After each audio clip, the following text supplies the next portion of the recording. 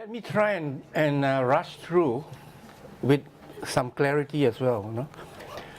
Well, one thing is for sure, this is being used to introduce the talk, but one thing is for sure, we are all not descended from apes, that's for sure. So the title of my presentation would include wood, which I will not talk a lot about because we had an earlier speaker that has nicely done so this morning, and to introduce to you as well the tropical wood pests that are common to our region, and I'm sure Cambodia is no exception, and how do you measure, how do you appreciate the natural durability of the wood that would allow you to decide which timber you could use for different constructions and end users. And if the wood is not durable, what sort of wood protection measures should you take? And finally, a little bit of examples of success stories of results that, that shows that you can actually have a long-term protection of non-durable woods and for use in construction. Well, we all praise wood. You know, wood is very good. It's the hardwood of the wood. You need to know that the wood has two features. The hardwood, which is the central core, right? It's for the general audience, what I'm trying to explain here. And you need to rely a lot on the hardwood if you're going to use the wood for long-term protection, natural protection against the biological enemies. And if you have a lot of sapwood in the wood, you need to think of how you're going to overcome its susceptibility by some wood protection strategies. Well, wood, again, beneficial.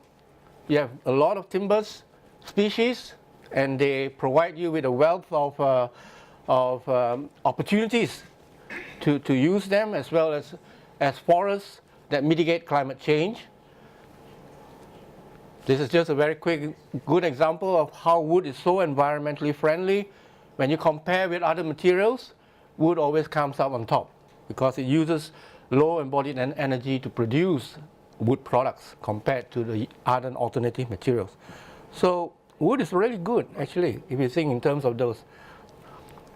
Now, these are examples of tropical timbers. I've given you a Malaysian example. Carrying there, the word carrying. During the walk to the Angkor Wat, we came across Eucalyptus elatus. I believe that that species is also found in our region, in our country. And the differences in their structure, the differences in their wood chemistry, their physical properties, collectively determine how naturally durable the wood would be for your particular end use, and also determine how well you can treat those timbers to make it durable if it's not so originally. We have a fantastic warm climate. You don't have to shiver every time of the year. The only downside, when I say wood is good, we got to appreciate that wood is also bad if you do not appreciate that it is a food for microbial attacks and termites. And here is an example showing you that when you compare a Nordic climate, and we had a chance to do so, timbers, Nordic climates, you could see that the wood is still very much durable. A score of 0 tells you that the wood is literally unaffected because of the temperature, very low temperature. And we have a high temperature like our tropical region in Malaysia, and you have a very high rating, a rating of the destructiveness on the wood. That means wood is literally destroyed within a short period of exposure when you compare the Nordic with that. So that means that you have to be wary about our weather when you use wood. And I'm not trying to preach to a choir, but I have heard throughout the week that there's some concerns among the audience that there is this threat in the use of wood, and I'm just showing you in this manner that the threat is real. I would like to take an opportunity to briefly explain that we assess wood, treated or otherwise, in terms of the different types of environments that wood will be put into use. This is modified from an Australasian concept, and we have opportunities. If you're going to use wood indoors, obviously your wood is going to last a lot longer compared to if you're going to use outdoors. So in a simple explanation, that you compare these two extreme environmental conditions, and when you use wood, and you can decide. When you use indoors, for example, you're going to encounter wood boring beetles, termites, and in the extreme case, on land, I'm saying on land, when you use outdoors, you're going to expose wood to a very severe biodegradation in a very short time in the tropics. So you need to be aware of the conditions in which you're going to expose wood to. So as I said, if you have an opportunity to understand and appreciate the conditions in which your wood is used, then you have an opportunity to design a wood protection strategy when you have to use non-durable woods and make it last longer under selected environments of your choice environment. Examples of timber in use are very quickly skimmed through. Above ground uses, some are treated, some are not. There's one there that's just exposed above a river. Landscape timbers, plenty of that. Treated wood over here that is incised to allow better penetration of the wood preservative, which is a chemical, to ensure that the wood is well protected. And now I'd like to briefly go through the different types of biological enemies that threatens wood.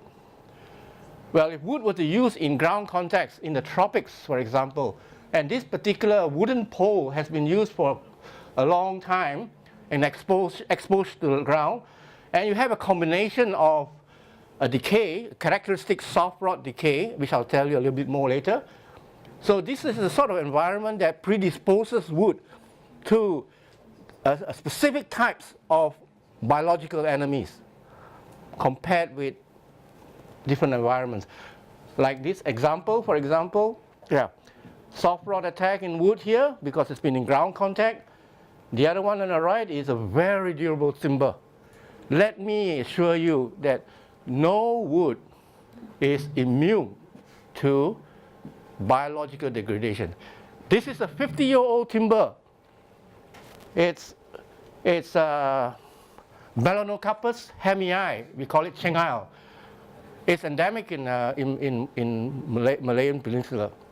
And after 50 years, look, this is very good.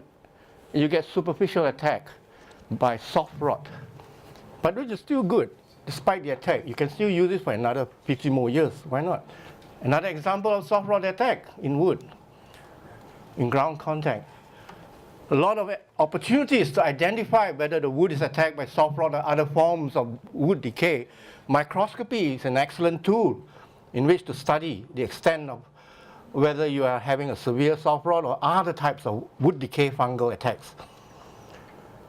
We don't get a brown rot decay problem. Okay? Decay fungi is basically characterized into three types: white rot, brown rot, and soft rot. A brown rot problem is quite rare unless you are building with softwood species. Then you are attracting brown rot colonization of the wood if the wood is not well protected. And we have possibilities of brown rot attack. This is a typical white rot attack. I'll give you a couple of examples here, which I'm sure it is endemic. I mean, this fungus, this fungi can be found in the tropics. I heard even as far as Germany, Symposium commune has been found. Stain, very characteristic. Stain is okay. It doesn't damage the wood structure, but it disfigures your wood and therefore downgrades your value. So you sometimes cannot afford to have stain in wood. Okay. Mold fungi, very common, because we're humid. Our regions is humid, so we have all forms of biological enemies threatening wood. So please don't get the impression that wood is bad, but be aware that you can still handle wood in a way that makes it an attractive material. Insects and termites, just a sample of various wood-boring beetles. All these are your beetles of various kinds. Entomologists, it's a playground for entomologists. This here too, subterranean termites. We have subterranean termites, a serious problem. I'm sure also in Cambodia, because while we were visiting Angkor Wat, there were a lot of termite mounds around that area. Termite mounds, I suspect, could be microtermites. Hang on. Right. So, again, you need to know the life cycle in order to fully understand at what stage you control its spread, kill the larvae. Examples, many examples of tropical timbers, if it's not treated. Susceptible timbers, timbers with high amounts of sapwood, would be attacked by wood-boring beetles easily. Carpenter bee problems is common in Sarawak. I'm not sure about the rest. I get the impression that the weather here is a bit dry. So that slows down the decay rate, decay rate. I'm not saying the insect rate, but attack rate, but the decay rate might slow down a little bit. Termite, the worst of the pest, to my mind. They will come, and some of them are so cryptic you won't know that they're actually destroying wood, only living and leave behind a very thin shell of wood, by which it is already too late. And attacks by termite is very rapid. So wood protection is a very important consideration when you're going to face with these biological enemies. Drywood termite, even more cryptic. Slow acting, slow attacking, but when you have finally detected it through normal means, it is already too late. You might as well buy another new set of furniture or door or what have you. Okay. Heaps, plenty of coptotermites just to scare you a bit more. Some termite mounds gives you the opportunity to identify whether they are these termites that make the mounds are a threat to wood products or not. Okay? These two aren't, as I was told. So many years ago in the Darwin area we have. But we have plenty of mounds. Let me assure you there's plenty of termite mounds built by termites in our region that has posed a serious threat to building timbers. So, natural durability of timber is a first criteria, first understanding about the nature of the wood against your biological enemies. You need to know which timber is more naturally durable against all forms of enemies or biological enemies, right, compared to the others. That will help you decide whether you can use these timbers outdoors.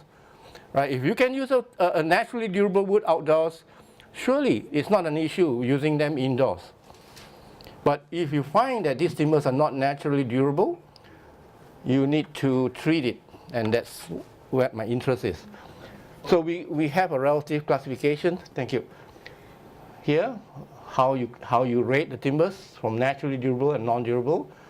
Once you're equipped with that information and the research to prove that different timber species are durable. Look at here, Tectona grandis, teak. Look at this. This is plantation teak, by the way. It fell in durability. Don't be fooled by the industry selling you teak timber, telling you that it will last forever. It will last beyond your lifetime. No way, man. You will last beyond its lifetime instead. So these are examples of wood. Acacia mangium has dropped. Right? If you need the papers, we can show you because we published it many years ago. Protection, many ways of protecting wood. I will skip this. You need to ensure that the wood stay away from moisture and the industrial preservation plants. I'm sure there's some in Cambodia. I'll be interested to find out more. These are very good industrial plants that will ensure you get good penetration in the wood, and there are other methods. I will show you towards the end of my presentation. This is exciting. This is exciting. This part, we work closely with industry and have determined some ultra low dosages. That means it is environmentally friendly situation. Will protect the wood as long as it's long, right? Critical fluid, expensive method. I won't discuss this. It's only used in Europe, and other forms of treatment. Some people have combined pest control. There is a pest control industry in Malaysia, in Cambodia, I'm sure. Combine it with wood protection. Don't just have pest control, take away all the business and not giving you the best benefit of protecting your building structure. Have a combination, pest control plus a wood protection strategy, then you're assured. This is something that you can have. Wood preservatives formulation is basically like making a cocktail, right? So if you go to a bar, you won't get wood preservatives, I'm sure, but it's just giving you an impression that make something, test it out. If you survive, then it's possibly a good product. And this is something I didn't expect. Everything got condensed here, so I'm not sure what happened. I will skip this. So these are examples of termiticides that you can use, right? Now the problem, you have termiticides in the market. What you need is to provide more efficient carriers to the termiticides so that you end up using very low dosage of the termiticides that the community will be happy handling, okay? Because the carrier is doing its good job. That's the challenge. This is an example taken from the Australian standards, heavily adopted in Malaysia for use above ground, indoors, above ground, outdoors, and these are the minimum retentions that need to be used for different biocides. Okay, termite test to test the decay, durability of wood against decay. Again, untreated wood versus treated wood versus treated wood. You can see how badly attacked it is when we test this. And we have termite tests, done a lot of termite tests, of different tropical species, or Malaysian maybe, and you rate the timbers. All of these have poor ratings except Campas. Campas seems to be moderately resistant against termites compared to the other timbers. Again, we have another example to show you that various types of preservatives gives you various types of results. Long-term protection, various levels of long-term protection against a range of biological enemies. These are just to show you different types of preservatives. This is the worst performing preservatives and it's not used anymore, therefore. Okay, this is a termite test that we have done on wood composites. Wood composites is an important component of building materials, and treated with borates, boron chemicals, and we found that it is very good. Now, finally, I'd like to show you. This is a publication we just made to be presented later very soon.